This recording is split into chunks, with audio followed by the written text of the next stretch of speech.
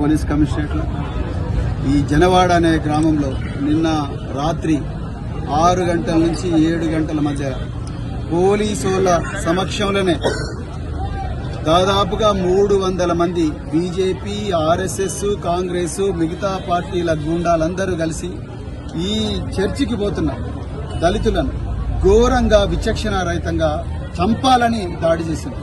దాదాపుగా 18 మందికి గాయాలైనాయి. ఒక్కొక్కరికి 18 కుట్లు, 12 కుట్లు, 6 కుట్లు, చాలా మంది మహిళలు, చిన్న పిల్లలు, పెద్దవాళ్లు, చివరికి దివ్యాంగులు, పోలియో వచ్చిన వికలాంగులను కూడా చూడకుండా విచక్షణారహితంగా రాళ్లతోని కొట్టిన పరిస్థితి. ఇవాళ హైదరాబాద్ కూతవేటు దూరంలో ఎక్కడైతే మరి వీళ్ళందరూ ఈ దొరల ఫామ్ హౌస్లు ఉన్నాయో, ఎక్కడైతే సైబరాబాద్ ఉన్నదో, ఎక్కడైతే ఫైనాన్షియల్ డిస్ట్రిక్ట్ ఉన్నదో, ఎక్కడెక్కడైతే ఒక్కొక్క ఎకరానికి 100 కోట్లు పెట్టి దోపిడీ దొంగలు మరి సంపాదించుకుంటున్నారో అదే ప్రాంతంలో ఉండే ఈ జనవాడకు హైదరాబాద్ కు కూతవేటు దూరంలోనే ఇవాళ మరి ఇంత ఘోరమైన దుర్మార్గమైన దాడి జరిగింది. అదొక్కటే కాదు, మరి ఒకవైపు మరి ప్రధానమంత్రి మోడీ గారు అంటున్నారు రాముడు అందరి దేవుడు, రామరాజ్యం వస్తే అందరి జీవితాలు బాగుపడతాయి అంటున్నాడు. కానీ ఇక్కడ జరుగుతున్నది ఏంది? అయ్యా మోడీ, మీ రామరాజ్యం మీ శిష్యుడైన రేవంత్ రెడ్డి, కాంగ్రెస్ హస్తం గుర్తుతో ఎన్నికైన రేవంత్ రెడ్డి ఇవాళ ముఖ్యమంత్రి అయిండు.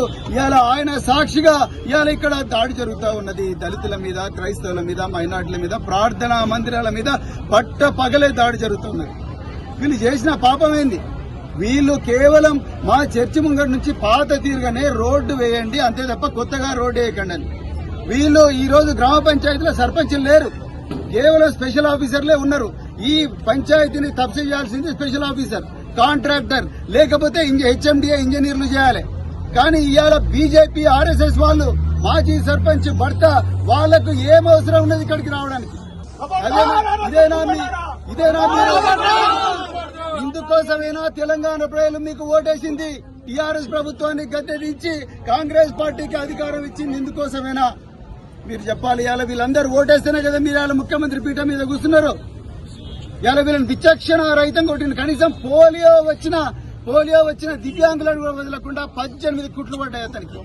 ఇవాళ పోలీసు వాళ్ళు నన్ను అరెస్ట్ చేసిండ్రు, బీఎస్పీ కార్యకర్తలు అరెస్ట్ చేసిండ్రు, ఈ తమ్ములను, యువకులను, ప్రజా సంఘాల వాళ్ళందరూ కూడా అరెస్ట్ చేస్తున్నారు. ఇక్కడికి వచ్చి మేము ఒక బస్సు మీద రాయలేదు, ఒక కారు పంచర్ చేయలే, ఒకరి మీద రాయలేదు, ఎవరిని కూడా ధ్వంసం చేయలేదు, ఒక్కరిని కూడా కొట్టలేదు. శాంతియుతంగా న్యాయం కావాలని ప్రొటెస్ట్ చేస్తుంటే మమ్మల్ని అరెస్ట్ చేసిండ్రు. కానీ ఇక్కడ గమ్మత్ ఏందయ్యా అంటే వీళ్ళను ఎవరైతే 300 మంది కొట్టిండ్రో ఆ 300 మందిలో ఒక్కడు కూడా దొరకలేదంట. 16 గంటలైంది దాడి జరిగి, 16 గంటలు దాడి జరిగినా ఒక్కడు కూడా దొరకలేదు.